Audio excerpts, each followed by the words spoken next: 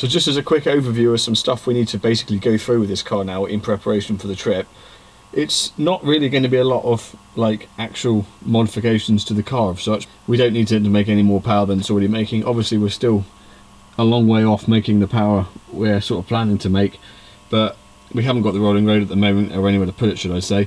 So tuning it is kind of at a bit of a standstill anyway. It's got more than enough power for going on a 2,000 mile trip, so that's not really what the aim is going to be. This is going to be more trying to make the car reliable and hopefully simplify some of the stuff that at the minute is requiring constant monitoring by me, even though the ECU is more than capable of obviously protecting itself and monitoring all these things for me. So basically at the minute, the first thing I'm going to start looking at is we've got a row of buttons, which you'll probably remember from previous builds, all along the front of the dash here. Most of these buttons are basically just manual. They just manually trigger relays to run various things around the car. For example, the engine cooling fan, the glow plugs, the power. So we've got the fan on the top here, probably hear it running, glow plugs, power steering pump, which is all very well and good because obviously when I'm driving it's fine because I know what's going on and I, you know, press the buttons as and when I need to.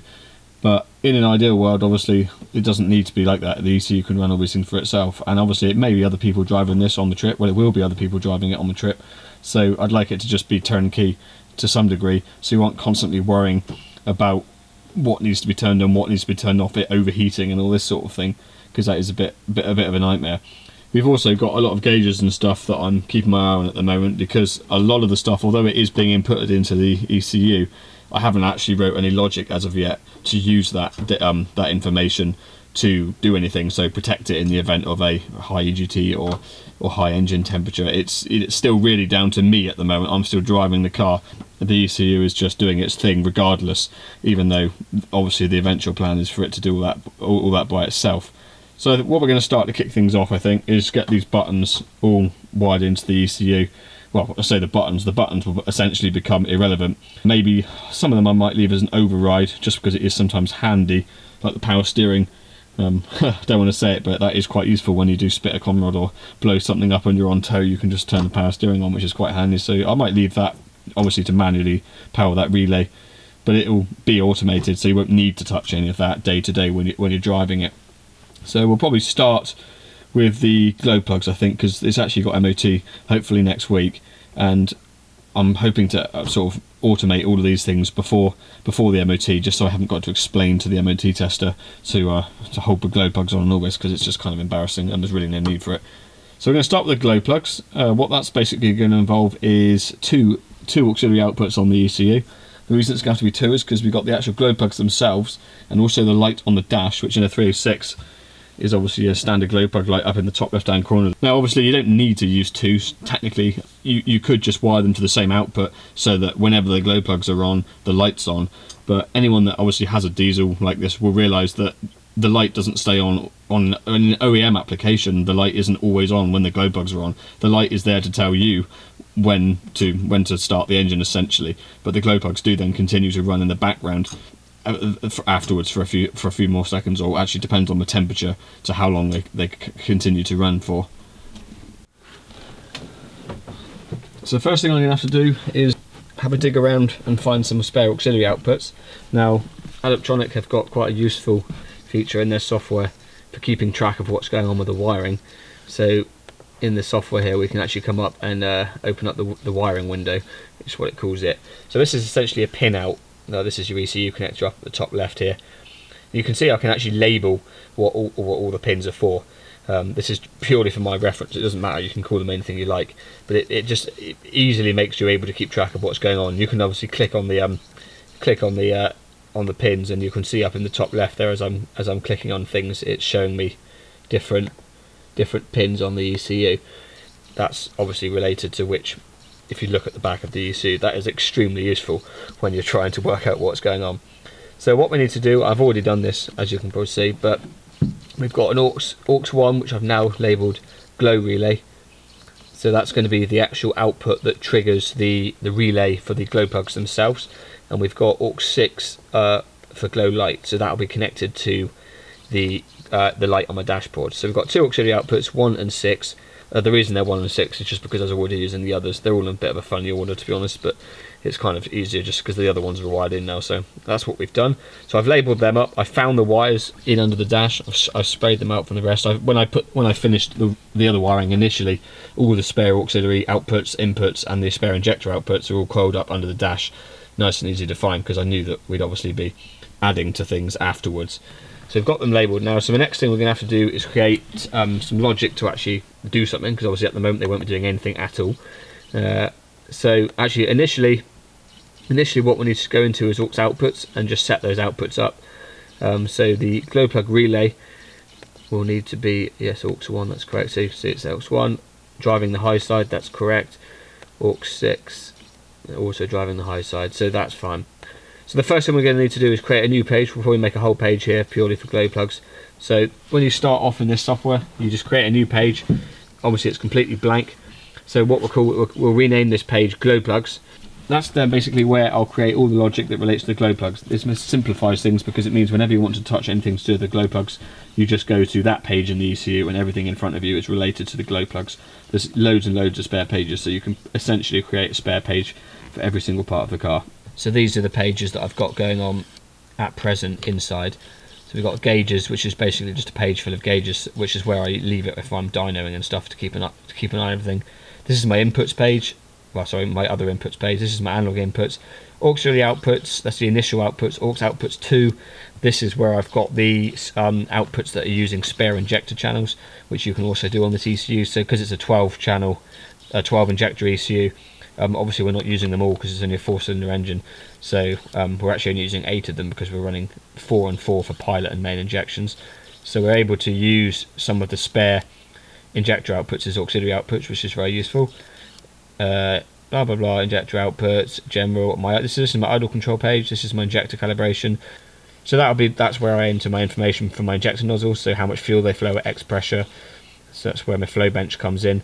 And you can see I've got a whole host of other pages, turbo controls. So there's the one turbo, the other turbo, and then there's another page that control there down here.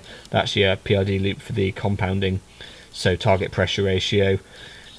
I've basically tried to simplify this to make things as simple as possible when you're diagnosing what's going on. Although it started out simple, now a lot of these pages are like very complicated now.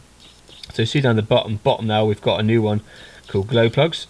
So that's the one that we've now created. So we'll go into there now and start writing some logic to get this in to do something. And as if by magic, there's my page of logic now for the glow plug control. So you see, even for something quite simple like the glow plugs, there's quite a bit of stuff going on.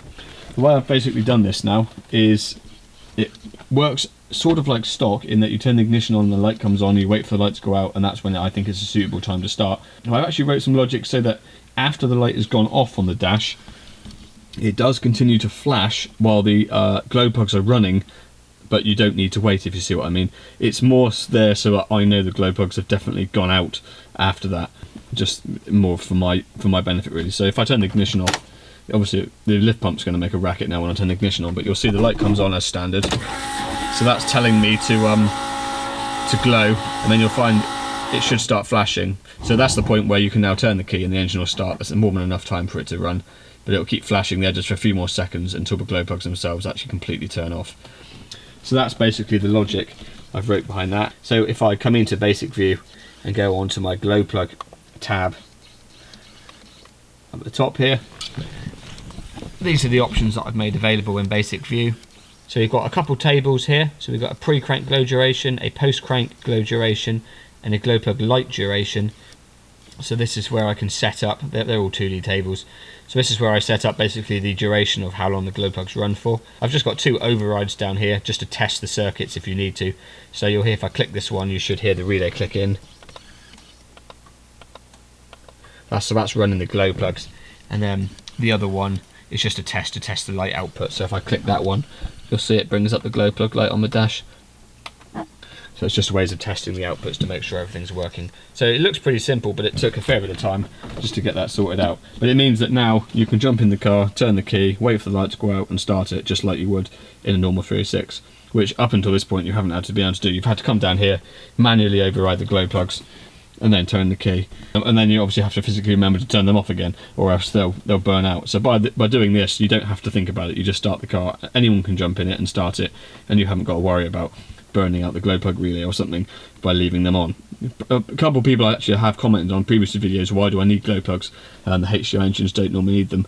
This engine has got significantly less compression. That's basically the reason why. Obviously once it's warmed up it'll fire up, but when it's cold it does need the glow plugs really to avoid completely smoking out the entire village. So you just give it doesn't need much, just 2 or 3 seconds, just a little helping hand, and it just cracks off straight away then. So that's the first bit done. We're going to move on to the power steering now, I think, which is going to be a little bit simpler because there's not really anything very advanced needed here. We'll probably just control that on potentially battery voltage or engine RPM maybe. So when it sees 14 volt, i.e. the engine's running and the alternator's charging, it will just turn the power steering pump on. We could do it on engine RPM, and the only good thing with looking at the battery voltage would be that obviously if your alternator did fail, it will turn the power steering pump off to obviously save draining the battery and give you a lot more range before you run out of battery power to get home. So that might not be a bad thing to do. Although obviously you'd have to be aware that it would just suddenly turn off if you lost battery voltage, but you'd see your battery light come on. We'll have to have a think about that, but there's various ways you can trigger it. But I'm going to leave the button as a sort of a second way. All it does is pull the relay to ground, so obviously I can just do that manually with that button as well, just so that in a worst case situation you can push that button and you know that it's going to crack that power steering relay and give you power to the steering pump, so that you can get towed home or whatever other event that hopefully doesn't happen, that probably will. So it's nice to cover all bases there. What's going on, guys? We're up in the workshop here again this evening. A bit of an appalling day, been tipping down with rain all afternoon. Doing a bit of work on the DT in preparation for the trip. You remember in the last video we kind of introduced, said we'd all be working on a car as well. A lot of time's gone by. I haven't really done a lot yet. We've been extremely busy on the farm and all the rest of it. There has been some progress, I think, with the other cars, so hopefully you'll be updated with that as and when I get some video footage off the other guys. But stuff is going on. There is now 4 cars in the fleet, as anyone that follows my Instagram would have noticed in my latest post. So we've got all 4 cars sorted. Now we just need to get them ready to go. So we've got the D-turbo here, up here where I can kind of work on it. So I've had James down actually this weekend and we found a bit of time. So we've started compiling a list because we figured if I don't write all this stuff down, it's never going to get done, and I sort of never get the motivation to do it if you aren't able to tick it off as you go. So a bit of a roadkill style list on the wall here. Now this is very much just the initial thoughts. I'm sure this list is going to probably extend and no doubt end up being on another piece of paper because this is just off the top of our heads. But I expect if you pause the video you can probably have a look at some of the stuff we've sort of got. Some of it's kind of critical, some of the stuff is kind of, it wouldn't matter if it wasn't done, but to be honest, most stuff on there at the moment is fairly critical. So in no particular order, we've started knocking a few of things off. Just some stuff we did over the weekend, which I'll run through now.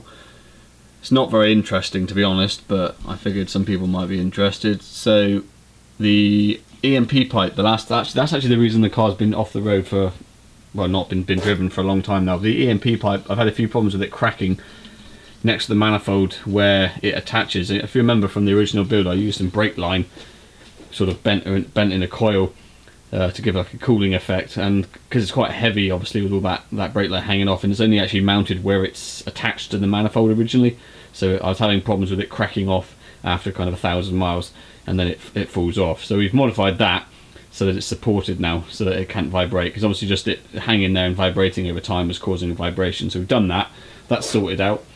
Wire in the rear demist, that was a nice simple one. That was just because we changed the boot for a phase 3 one, if you remember, when we painted it, and it's really just never been wired in since that was done. So had to run a wire up through the boot because that was all cut out of the boot that I bought. But nice simple job there. Had to change the relay, that wasn't working. Engine mount repair, we've repaired that. We've had a bit of trouble with the top left engine mount, obviously the typical 306 problem where they like to rip the bottom of the car out, which hasn't actually happened to mine as of yet because we keep catching it before it has chance, but because of the torque on the engine it loves to pull the top mount sort of beyond its normal limit and just keeps tearing things apart in the bottom. So we've modified that again now. It's a bit dark now, but I might be showing that in another video or in daylight. We've welded in a piece of sort of 8mm plate in the bottom. I've extended the stock side mounts at the top so that they're touching the body at all times under considerable force, and also welded in filler plates between the engine top bracket and those side mounts, so basically it can't move really at all more than just, you know, on the rubber. So, because I think what's happening is it's talking into that rubber, and obviously it's lifting on the centre of the mount at the bottom, and as soon as it does that, it just creates either a little bit of stretch or a little bit of give in the bottom, and as soon as it's moved that little bit, it just goes loose, and obviously from that point on it just flops around and eats itself to pieces. So we've sort of modified that in several different ways now. Hopefully that's going to work. Won't really know till we drive it, but we've crossed it off anyway because it's done for the time being.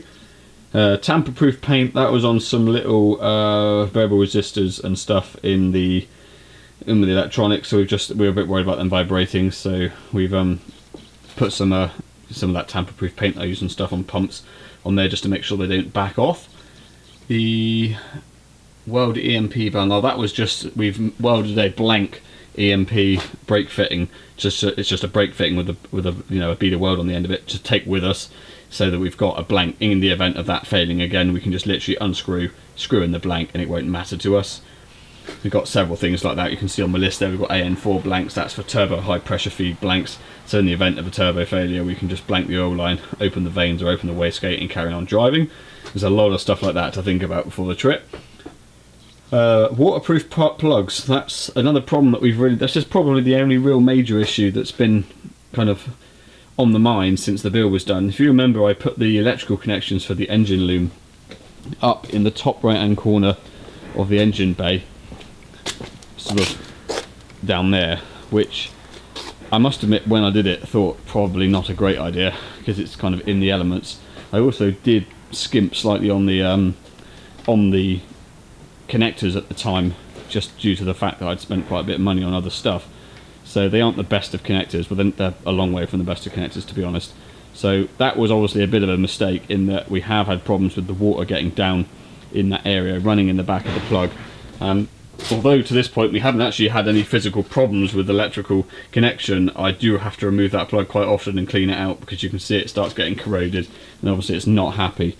It's really, the ideal fix is to remove them, either use much better sealed plugs or relocate them. Obviously the problem with relocating them is there's not really very many places to put them. The only reason I put them there in the first place was because we was getting so much trouble with heat transfer from the engine where I originally had my loom, so I moved them up there out of the way.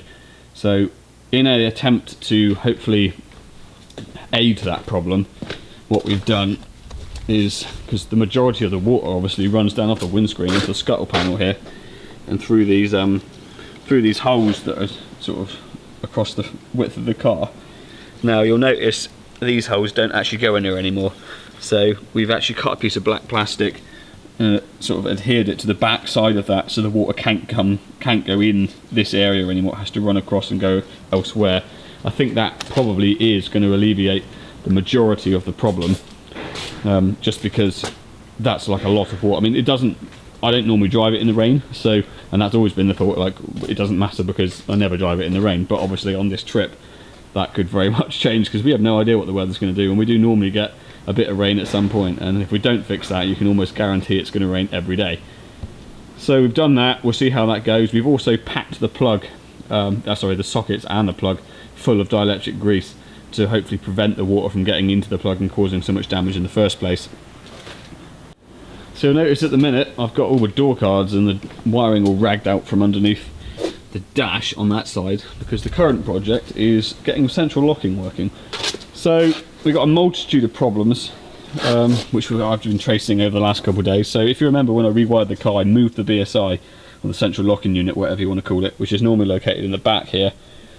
I moved it forwards and under the dash just to alleviate all the wiring that goes to the back of the car for no reason.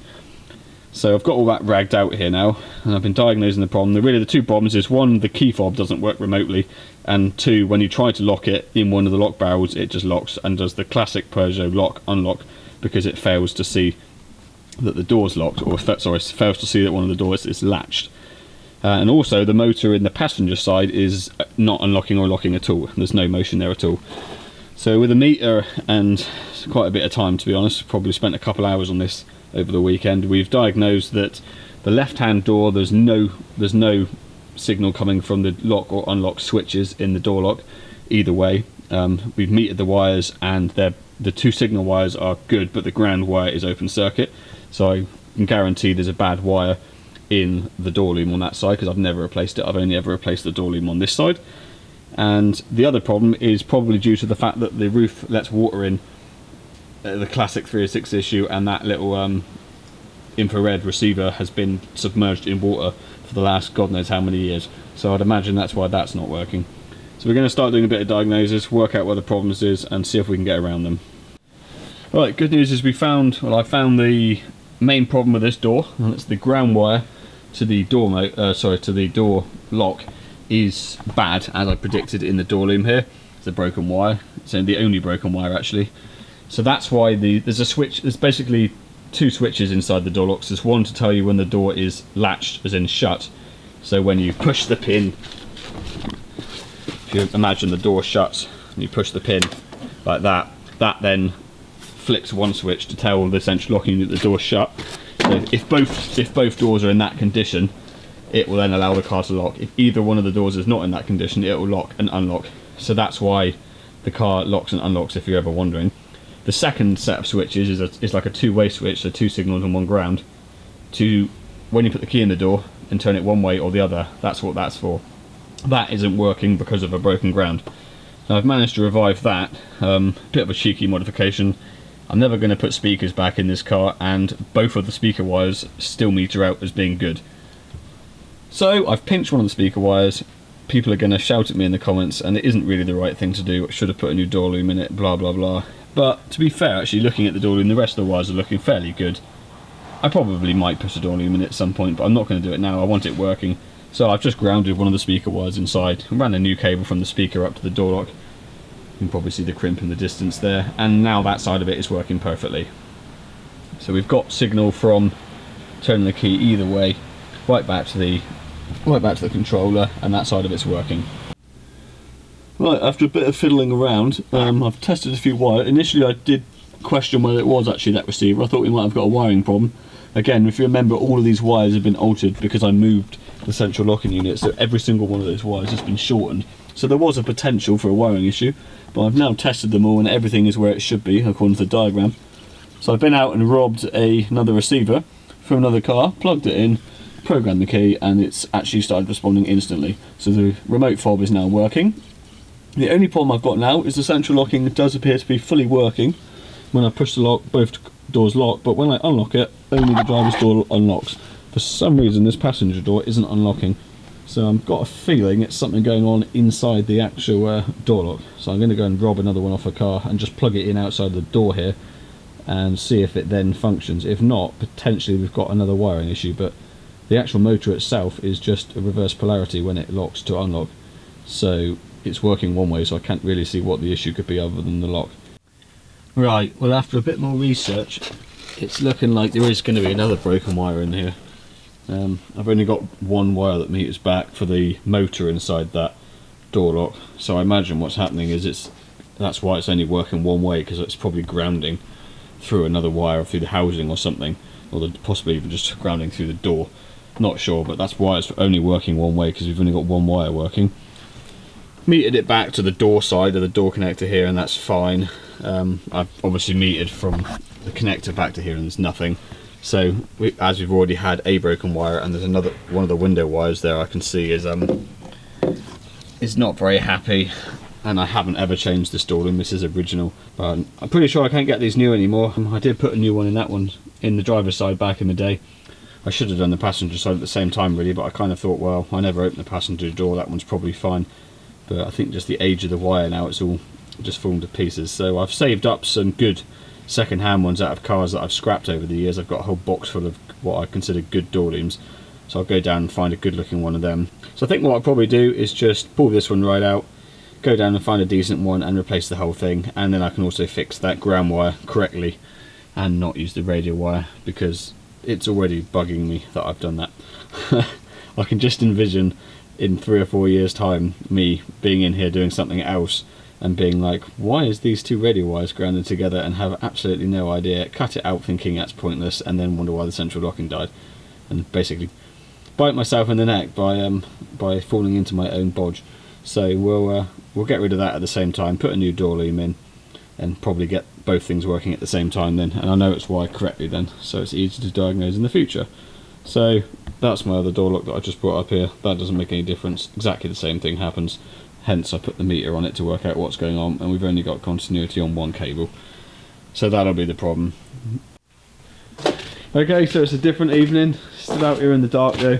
I think we finally managed to get to the bottom of the central lock-in woes. So I can't remember where we were in the last video, but basically we managed to get things, I managed to get things all working other than the passenger door was only locking and not unlocking. Now it seemed a bit strange to me that it would do one and not the other, because the motor just reverses polarity on the same two wires to unlock versus lock, so that seemed a bit odd. So I started doing a bit of investigation, and it turns out that it was unlocking and it was sort of grounding itself through the door, hence that was working but it wouldn't lock. So it led me to believe we had yet another broken wire, so instant assumption is door loom. So start investigating that, dig it all apart, cut all the wires in the car, take the whole door loom out so I can actually expose take all the rubber off without breaking it. To look through every wire to find that there isn't any broken wires in that door loom. Well, there is one, but it's nothing to do with the central locking. So that was a bit of a dead end. So then I started metering further back and actually found that there was a tone. I toned the wire back and we were right back in the fuse box area. And what actually happened, and it's actually basically caused by myself, is if you remember when we rebuilt the car in the first place, I moved the BSI, which used to be in the back, all up under the dash, because I wanted to do away with all the wiring in the back. Obviously in the process of doing that I had to chop every single wire and sort of relocate it up in here, and somehow, I don't really know how, but I've managed to put one of the wires in the wrong place. So that was actually entirely my own fault, so I've just spent the last 2 evenings chasing a problem that I caused. So I've now taken the wire out of the connector it was basically doubled up with another wire. I think what's happened is I thought it was one of the trigger wires for the door switches, probably because it was a purple wire, and so was the other one, and I probably misplaced where it actually came from and just made the assumption without double checking it. So put that back where it belongs to, or temporarily bridged it with another cable just to be 100%, and straight away it locks and unlocks. So just need to connect that properly, sort of seal all that harness back up again, put the door cards back on. I've just taped over the loom that I've modified in the door, because we have still got that one extra wire which we're running through what was the door speaker cable for the ground, because that is the one wire that's broken in the door loom. Obviously there is ideally I need to replace that correctly. I think what I'm probably going to do, or I think what seems like the good idea, is these door looms in these now, you can't get them anywhere, new ones, and it's just pointless buying second-hand ones because they've all completely worn out. So I think what I'm probably going to end up actually doing is just removing the plug-in door harness entirely, extending the door harness into the car, so make up my new harness. So put them through the door, through a proper rubber grommet, etc., and then just put them on a Deutsch connector inside the car. So you just unplug it to be fair, that's what most cars actually do, is you'll have a connector inside behind the kick panel, unplug that, and then you just pull the whole thing out, grommet and all, and then the loom stays on the door, instead of having this plug design here, which means that the piece of wire that's bending all the time is actually on the car side of the harness rather than the door, which is a real pain in the ass. So I think in the long run that's probably the right thing to do. But the other wires look absolutely fine for the time being, so it's not going to be a problem anytime soon. So we'll leave that ground wire going through the speaker cable for now. We'll reconnect that cable where it needs to be, and really just a case of screwing everything back up, putting all those wires and the BSI back up behind the dash, putting the door panel back on, and hopefully that's one more thing ticked off the list. Right on, so you can see I've got everything back where it belongs now, connected those wires back where they're supposed to be. I've actually managed to work out what I did do there. Now I actually had 2 wires reversed, rather than one missing and one not connected like I originally thought. So basically what I did originally was I had the trigger the door shut trigger and the motor output the wrong way around, which is why we were having the 2 different problems. So it's a bit of a long way around it, but we've managed to work out what the problem was, got that all ironed out, and now things seem to be working sweet. So for the first time since the car's been green, I think I can actually lock and unlock the car. Also, both sides are triggering manually with both sides are triggering the central locking when I put the key in. Obviously that wasn't working before because that door trigger switch wasn't working. So we should now, as far as I can see, have a fully operational central locking system. It's kind of one of those issues that's never really bothered me normally, because I only use the car for fun really, so the fact that you've got to lock the door manually hasn't remotely bothered me, but it always used to work before we went through it all, so there's no reason why it couldn't be fixed, and on the trip it's going to be really handy having the central locking working, and also just knowing that I can lock it and all the doors are locked, because obviously it is going to be quite important to keep it secure. So that's one thing we can tick off the list anyway. So we come inside and tick that off actually while we think about it. Right, so we can tick that one off. Job done. What should we do next? What's on, guys? Right, bit of an update. I can't really remember where we've got to, but as you can probably see, we've been working our way through the list of stuff that needs sorting out for the trip, which seems to be getting longer all the time. Still thinking of things. In fact, I've got a few bits I need to add on there now. But we've basically decided this weekend we're going to go up to Exeter to do a bit of work on one of the other cars, Ruin's car. In fact, we're going to put an engine in it because it doesn't have an engine in it at the moment. So I'm sure that'll be in a future video of well, everything that's going on there. So basically, it's another 306. So I won't give it all away now because we're going to do another video on that anyway. So we're going up there. So we thought ideal opportunity to put a few miles on the DT, drive it. We haven't driven it at all since Peugeot Festival last year, other than to the MOT and probably a dozen trips up and down the road. It's probably done 50 miles in the last 6 months. So we thought ideal. We'll take the DT up, probably find some more problems. Ideal. Give us a bit of a chance to test it a little bit on some miles, and of course last night decided to fire it up. It's been outside because I've needed my space for working on other vehicles. Drove it into the workshop, and obviously it must have known that we wanted to take it somewhere, because the first thing that happened was put my foot on the clutch and it went straight to the floor and there was a big bang and the clutch mechanism is broken. And I have to be honest, this is one of 3 of my main biggest fears for the trip. The clutch is one of them, just due to the sort of custom factor of it and the fact that if anything breaks with it, you cannot just go to a parts store, buy whatever you need, bolt it in and trash on, because it's not off the shelf stuff. So anything like that in my car is going to be the biggest headache while we're away. So I've had a little look with the torch and it's exactly what I suspected. There's one weak point on the pivot arm, which I've not always been... The problem with it is there isn't any room between the pivot arm and the cross member on the chassis to really do anything very strong. There's basically a stud where the rose joint bolts onto the pivot, and it's only supported from one side. So obviously there's a lot of strain on that. The clutch is mega heavy, so there's a huge amount of strain on it. And obviously over time it's bending forward back, and it's obviously fatigued it and it's decided to finally break off. You can actually see where it's broke, how it's only clean in the middle. It's obviously clearly been breaking for a long time.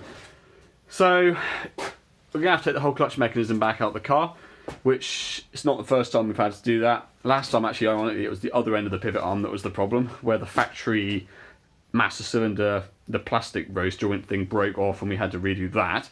I'm pretty happy with that end now. I don't think there's going to be a problem there. So obviously now we've moved across the problem across the other side. So I'm going to have to take it apart and try and come up with a plan to hopefully strengthen it. Okay, switch the camera. That's enough of the old in my face job. Let's get a light here a minute. Hang on. Obviously all the preparation gone in there. Right, so we've got the car in the workshop here again now. So obviously to get this whole assembly out of here is a bit of a rigmarole, to be honest. Easiest way we found last time is to actually take the whole master cylinder for the brakes out entirely. So what I'll do is I'll drop the strut brace out the way, take the 2 bolts off the whole of the master cylinder out, and you can actually pull the master cylinder out and just lift the whole thing without disconnecting the lines, just sort of bend them up here, get them out the way, to enable us then to get right in behind the engine. That actually gives you a surprising amount of room once that's out. So you can just about see down in there, I don't know if you can see on the camera, but you can see where the rose joint is now not attached to the pivot arm. That's where that stud's broken off. So basically we're going to have to take that whole thing out, which luckily I made unboltable with 4 13mm bolts. Luckily I did make this whole thing is unboltable, if you remember from the original build. So there is just 4 bolts that hold this whole thing to the chassis, and we've had it out before, and luckily it will all come out from out behind the engine without even taking the engine off the mount, actually, I think, if I remember correctly. I'm hoping I'm going to unbolt that master cylinder and drop it back here out the way, so I won't even have to disconnect the line, because that would save having to re-bleed it, which isn't a big deal, but it would just save a bit of a mess. That might be wishful thinking though, I think.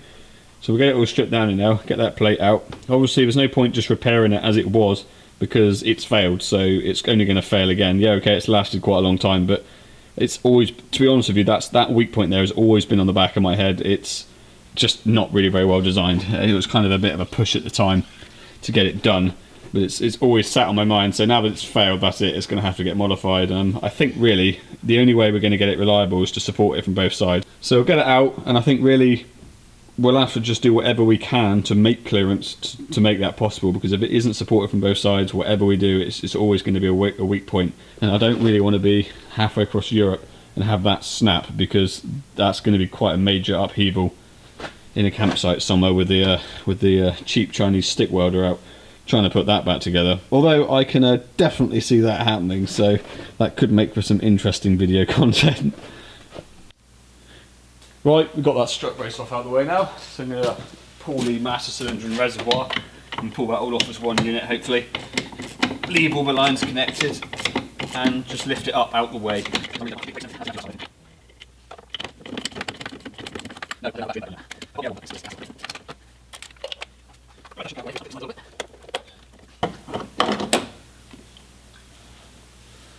One thing to note when working on Peugeots, when you take these reservoirs, or sorry, master cylinders out, don't pull it by the reservoir, because I guarantee you'll end up with brake fluid everywhere. Right, that's given us a bit more space by the looks of it. See what else we can do here.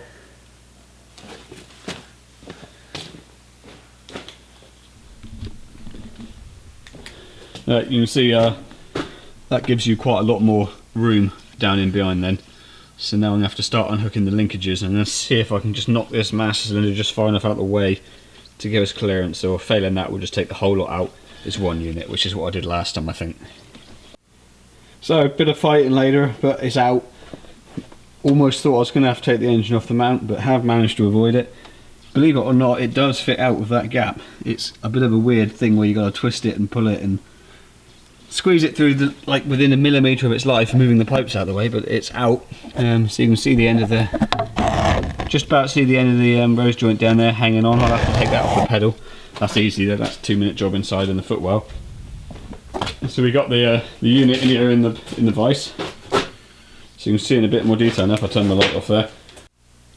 Right, now I've got it in focus. You can see on the end there, basically there's nothing more than a piece of stud that was welded on the end of his arm, with the rose joint bolting underneath, and that is literally all that was holding it there. And so there's nothing wrong with that. Problem is that stud isn't strong enough to take the strain forward and back over time of that rose joint, obviously, and it's obviously then been bending and it's cracked off flush with the piece of steel. That's my finger flat underneath. So really we need to build this stronger so it's supported from both sides of that arm. Now the problem we run into is obviously this is where the cross member in the car is, and that rose joint comes in and still needs to be able to be put on that, obviously, in the car, so there's no way of supporting that and making that possible.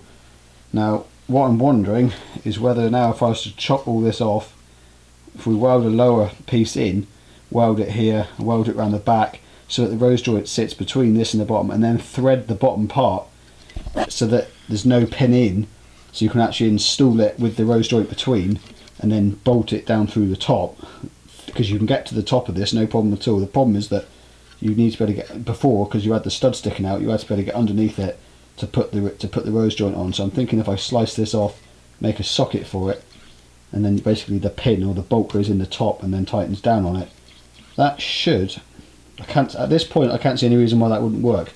The only real fiddle is it could be a bit of a fiddle.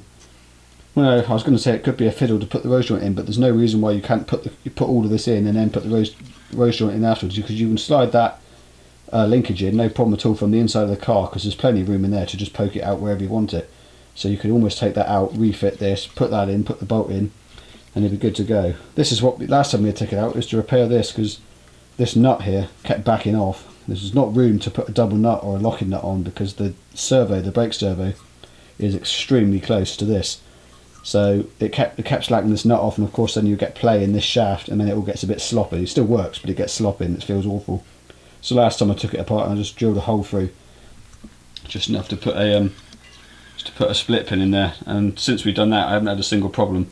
And the only other problem we had, which was actually able to be fixed on the car, was this stock arm, the stock master cylinder arm here. Used to like to pop off. There's nothing more than a plastic clip that used to hold it from the factory on the top, and it just wasn't man enough. So I actually did away with that, and we've actually just got a little R-clip, or sorry, not an R-clip, a C-clip on the top there, and since then it hasn't been a problem. This camera is all over the place. I have no idea what I'm doing. Right, so that's all apart anyway. We'll have to leave that till the next video, I think. But we've got it out of the car. We can start making a repair here now. And I think while it's apart, I'll give it another coat of paint and see if there's any other weaknesses here that I can sort of sort out now that it's done a few miles, and I want to try and make this as reliable as possible, because this really is a pain to remove. So I don't really want to have to rip all this out while we're away. But if we do, I'm sure you'll see, because it will probably be in a campsite with lots of people wondering what the hell we're up to. So on that one, we'll leave it at there, I think. I never remember if I'm supposed to have my phone this way or this way. Maybe it's this way, I don't know. Anyway, I did the first clip the other way, and I'm doing this one this way. So whichever one's right, I don't know, but you're going to get big black bars either now or in the clip that was somewhere else in this video. But as I was just saying, we got the clutch arm and all out now. I've stuck it in the vise. I've come up with a bit of a plan on how I'm going to fix it. So that's going to be a job for another night, because it's pretty dark and cold out here now. So I don't really want to be messing around. So I just thought I'd update everyone a little bit on the trip progress, because we're starting to get a bit closer to it now, and everyone's starting to panic a bit, because at the minute not really anyone's cars are running. So Sam, who introduced in the last video, his car is now up and running. I'm sure he's been making some more video and stuff as he's been going along. Last I heard, it is running. I don't know if it's on the road or anything yet, but hopefully he'll be able to update you that in a future video. Ruin has dragged the car out the ditch, I believe, and as I said earlier, we're all going to be going up to put the engine in that this weekend. So if nobody else does, I'll be sure to bring a camera with me and try and get some clips of that going on. Sam's going to come down for a bit of a test drive, I believe, in his car if it's up and running. We're still hoping to take the DT up. As you can see, it's in bits at the moment, and it's Monday now. We're hoping to go on Saturday, and I got quite a few other jobs on here in the evenings, but hopefully we'll get that up and running again, so we can at least make a test trip or make an attempt at making it up there before we get too many problems. Fingers crossed we got some more footage coming from everyone else to update everyone.